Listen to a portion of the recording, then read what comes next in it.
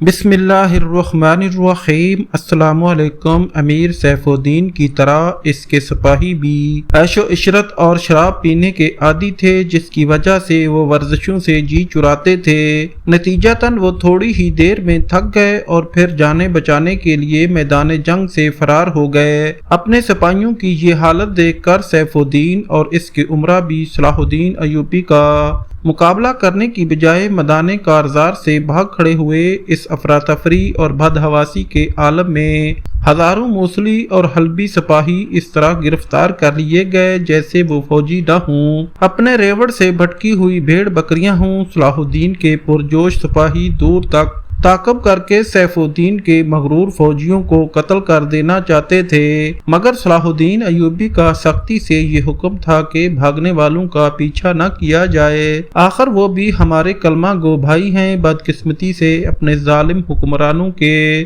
فریب میں آ گئے ہیں۔ پھر صلاح الدین ایوبی حق تعالیٰ کی کبریائی بیان کرتے ہوئے فاتحانہ حیثیت سے ہما کے قلعے میں داخل ہوا۔ والی مصر کے وہم و گماں میں بھی نہیں تھا کہ اسے اتنی آسانی کے ساتھ اور ایک بڑی خون ریزی کے بغیر 20,000 کے لشکر پر غلبہ حاصل ہو جائے گا۔ صلاح الدین ایوبی نے سب سے پہلے استبل پر قبضہ کیا، جس کے نتیجے میں سینکڑوں اعلیٰ نسل کے گھوڑے اس کے ہاتھ آئے۔ شمشیروں، نیزوں، خنجروں اور تیر کمانوں کا بھی ایک بہت بڑا ذخیرہ قلعے میں موجود تھا، وہ بھی والی مصر کے تصرف میں آ گیا۔ پھر قلعے کے محافظوں کی مدد سے وہ خزانہ بھی تلاش کر لیا گیا جو تہہ خانوں میں محفوظ تھا۔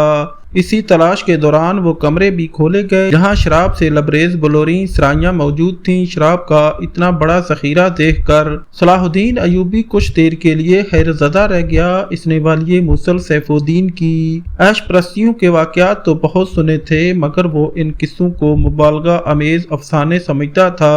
والی مصر کو یقین ہی نہیں آ رہا تھا کہ سلطان نور الدین محمود زنگی جیسے ولی صفت حکمران کا حقیقی بھتیجا اس قدر بدکار بھی ہو سکتا ہے۔ پھر اس وقت صلاح الدین ایوبی کے اذیت و کرب میں مزید اضافہ ہو گیا جب اس نے دیکھا کہ قلعے میں سینکڑوں خوبصورت رقاصائیں اور مضطربائیں موجود تھیں۔ ہما کا قلعہ کیا تھا، ایک اوباش حاکم کا عشرت قطع تھا۔ پھر جب صلاح الدین ایوبی ہما کے سبزہ زار کی طرف گیا تو ایک اور منظر دیکھ کر حیران رہ گیا۔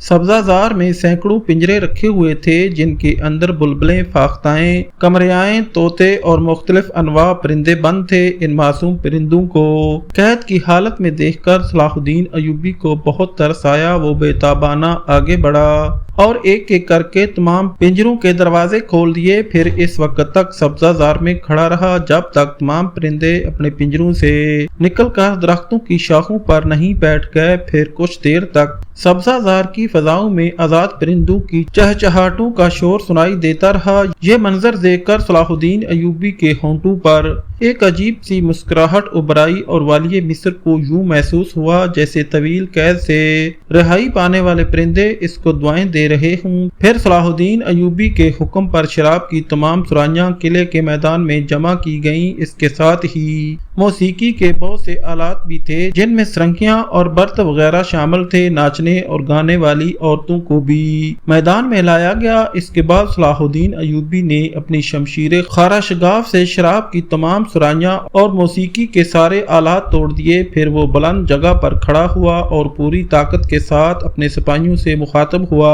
والی مصر کی آواز اس کے تمام سپاہیوں تک نہیں پہنچ سکتی تھی، اس لیے صلاح الدین ایوبی نے تھوڑے تھوڑے فاصلے پر تقریر کی صلاحیت رکھنے والے نقیب کھڑے کر دیے تھے جو والی مصر کی زبان سے ادا ہونے والے الفاظ کو اس طرح دہراتے تھے کہ صلاح الدین ایوبی کا پیغام اس کے آخری سپاہی تک پہنچ جاتا تھا۔ لوگوں، میں تمام آفات ارضی و سمادی سے اپنے اللہ کی پناہ مانگتا ہوں۔ میری بات بہت غور سے سنو۔ تمہیں سیف الدین کے 20,000 کے لشکر پر اس لیے غلبہ حاصل نہیں ہوا کہ تم اپنے حریف سے زیادہ جاں باز و شجاع تھے یا تمہاری شمشیریں دشمن کی تلواروں سے زیادہ انوکھی اور کاٹدار تھی۔ تمہیں یہ فتح اس لیے حاصل ہوئی کہ تمہارا دشمن کثرت گناہ میں اس طرح محو تھا۔ یہ سب کچھ تمہاری جنگی مہارت کے سبب ظہور پذیر نہیں ہوا، بلکہ یہ ایک کھلا ہوا عذاب الہی تھا جو گمراہوں اور نافرمانوں پر نازل ہو کر رہا۔ اگر تم نے بھی یہی گج روی اور سرکشی اختیار کی گی تو ایک دن یہی عذاب تمہیں بھی آ گھیرے گا۔ میں اس برے وقت سے اپنے اللہ رحمان و رحیم کی پناہ مانگتا ہوں۔ اپنی اس مختصر تقریر کے بعد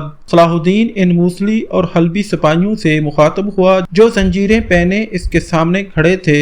اس وقت حق تعالیٰ نے مجھے یہ قدرت بخشی ہے کہ تمہارے کندھوں کو تمہاری گردن کے بوجھ سے ہلکا کر دوں، یا تمہاری آنکھیں نکلوا کر تمہیں معذوروں اور محتاجوں کی طرح زندگی کے ناہموار راستوں پر بھٹکنے کے لیے تنہا چھوڑ دوں، یا پھر تمہیں تاریک زنداں کے حوالے کر دوں تاکہ تم سنگی دیواروں سے سر ٹکرا کر ایک دن خود ہی مر جاؤ۔ تمہیں خبر ہے کہ وہ کیسی حرام موت ہوگی۔ یہ کہہ کر صلاح الدین ایوبی کچھ دیر کے لیے خاموش ہو گیا اور گہری نظروں سے اسیران جنگ کے چہروں کا جائزہ لینے لگا۔ صلاح الدین کا اعلان سن کر موصلی اور حلبی سپاہیوں کے چہرے موت کے خوف سے زرد پڑ گئے اور ان کی آنکھوں کی پتلیاں کانپنے لگیں۔ مگر میں ایسا نہیں کروں گا۔ صلاح الدین ایوبی کی پرجلال آواز دوبارہ فضا میں ابھری، میں تمہیں آزاد کرتا ہوں اور اس کے ساتھ ہی یہ حسن ظن بھی رکھتا ہوں کہ تم ہمیشہ میرے احسان کو یاد رکھو گے اور آئندہ کسی ایسے امیر کی اطاعت نہیں کرو گے جس کی بدکاری سے اہل اسلام کے عزت و وقار کو نقصان پہنچتا ہو۔ اس کے بعد صلاح الدین ایوبی نے تمام جنگی قیدیوں کو رہا کر دیا۔ امیروں میں والی موصل سیف الدین کا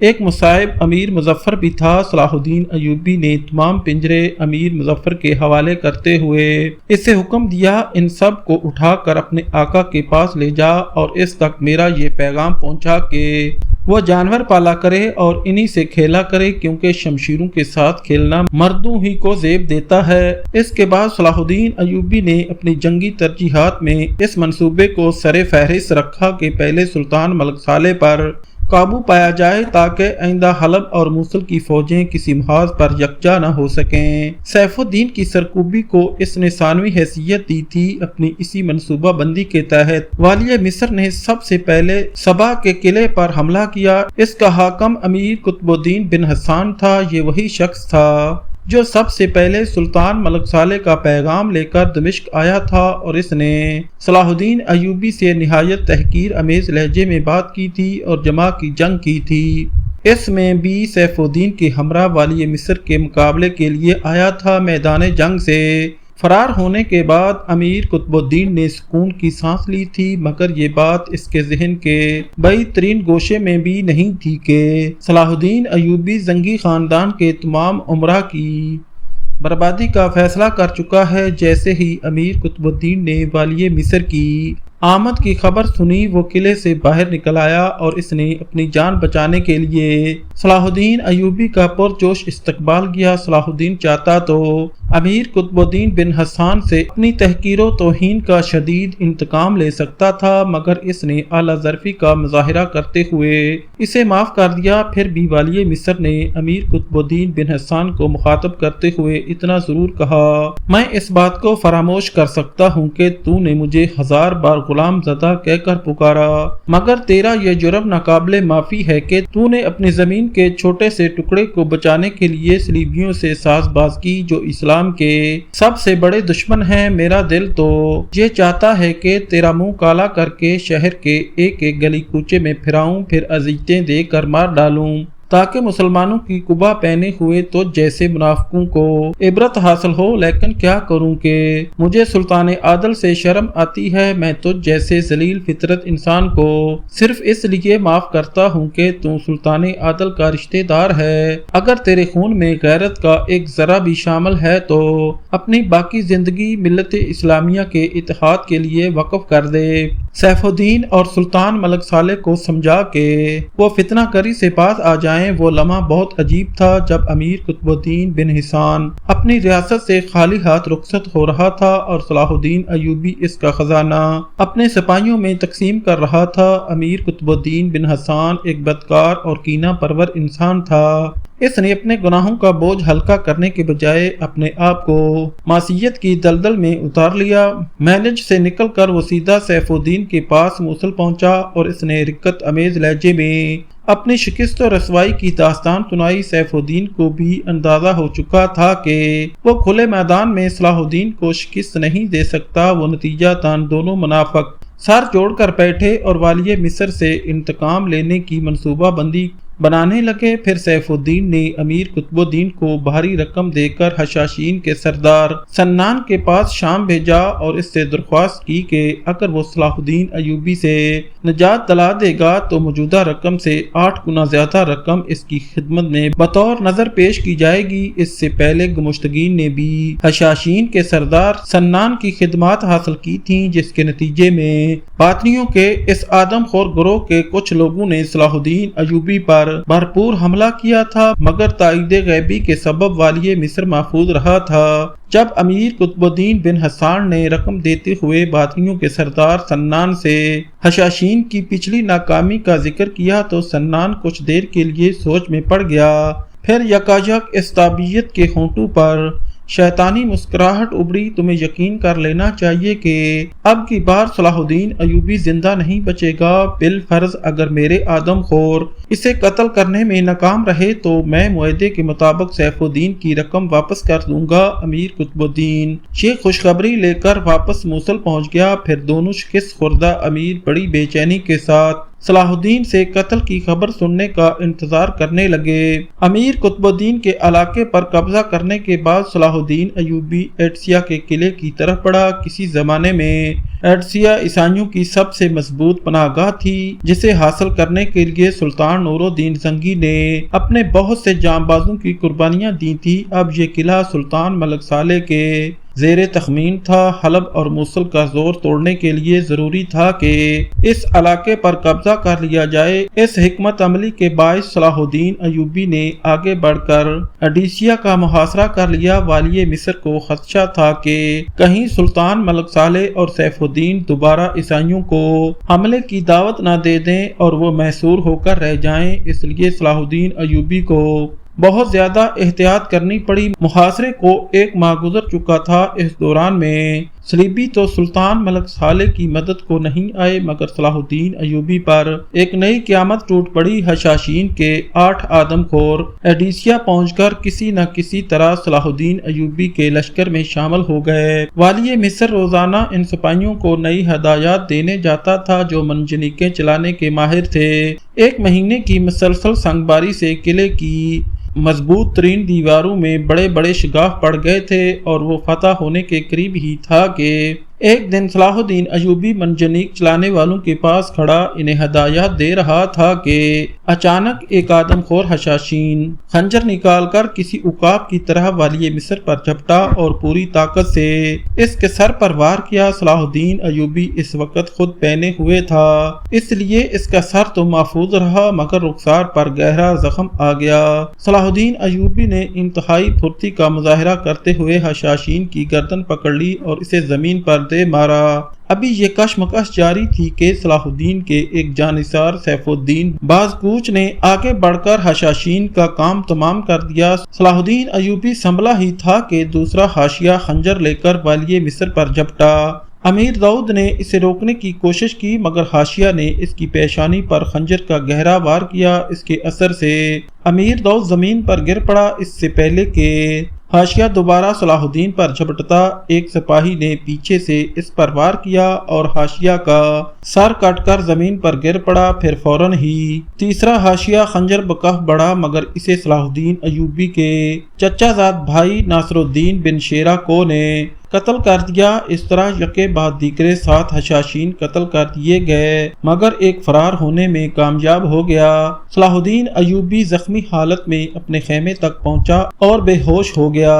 بظاہر والی مصر کے رخسار کا زخم اتنا خطرناک نہیں تھا جس کے اثر سے صلاح الدین بے ہوش ہو جاتا، مگر جب کئی گھنٹے بعد بھی اسے ہوش نہیں آیا تو تمام سالاروں کو تفشیش لاحق ہو گئی۔ فوری طور پر طبیب کو طلب کیا گیا۔ اس عرصے میں صلاح الدین کے چہرے پر سوزش ہو گئی تھی۔ یہی حال امیر داؤد کا تھا جس کی پیشانی پر حاشیہ کے خنجر کا زخم آیا تھا۔ طبیب خاص نے بہت غور و فکر کے بعد اپنی رائے کا اظہار کیا۔